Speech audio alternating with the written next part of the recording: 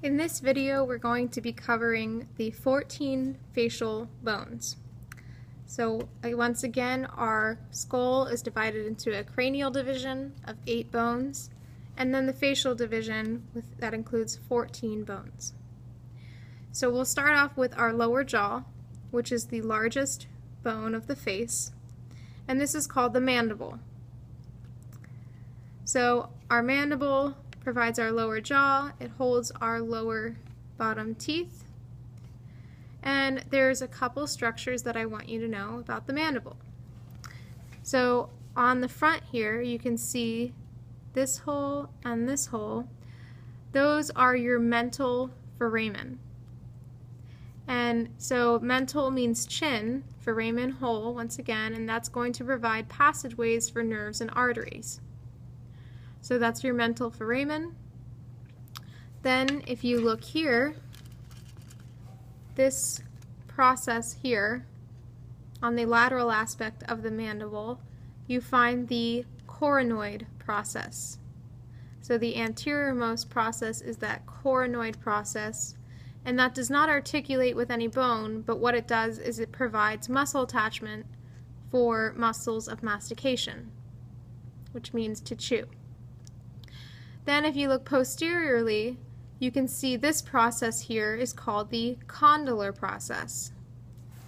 Now the condylar process is the one that's going to be articulating with the mandibular fossa, a term you don't need to know. Just know that it articulates with the mandibular fossa of the temporal bone. So the condylar process articulates with the temporal bone to create what's called the temporomandibular joint. So that's your TMJ. So the mandible is the only bone in the skull that's capable of movement. So as you know, that's how we bite, that's how we speak, with the movement of our mandible.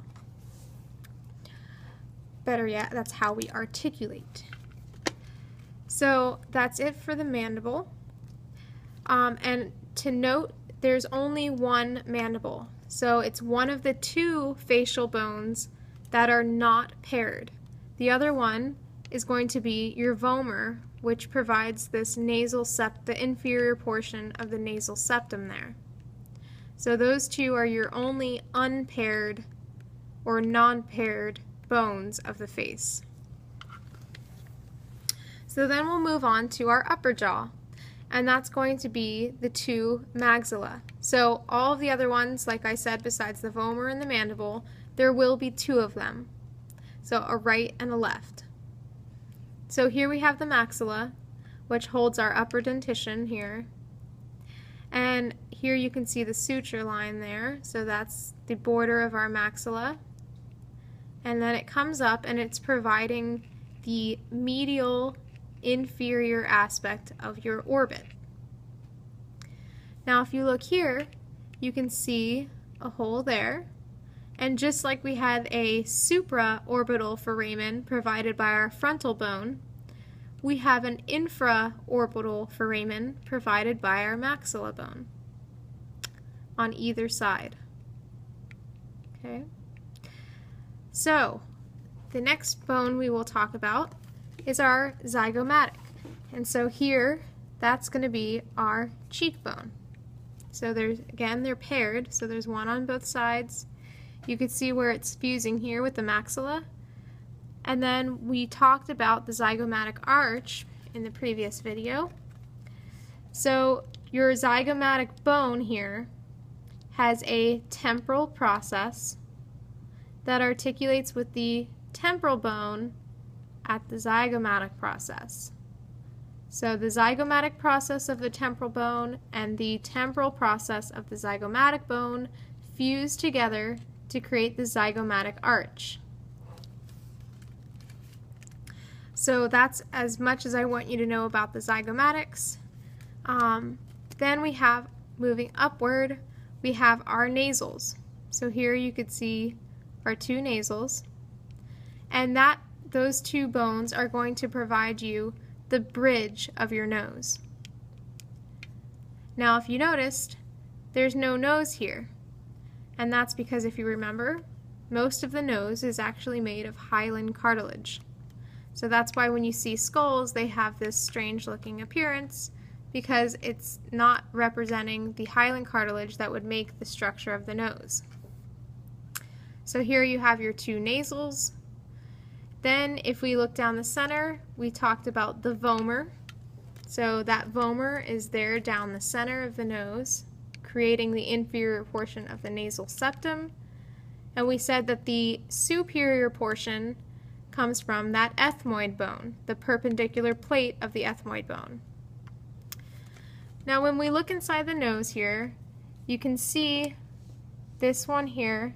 So there's three structures. They're called nasal conchae.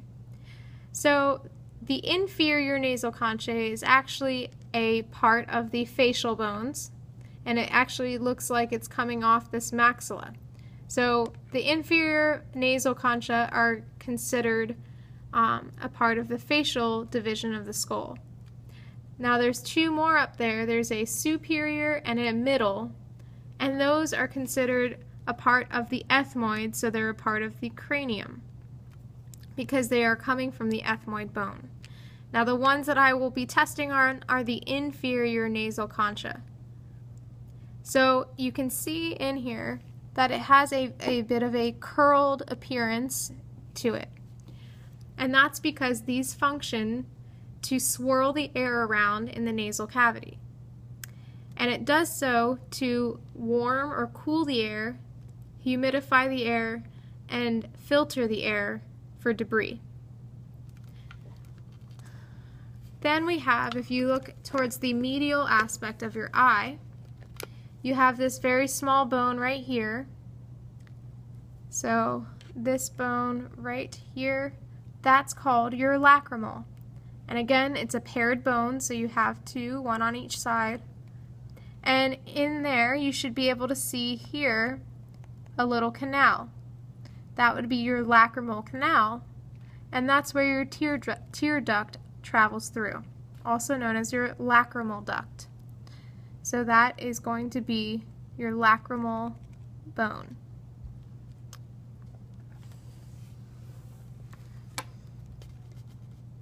Then we have, I believe, our last two.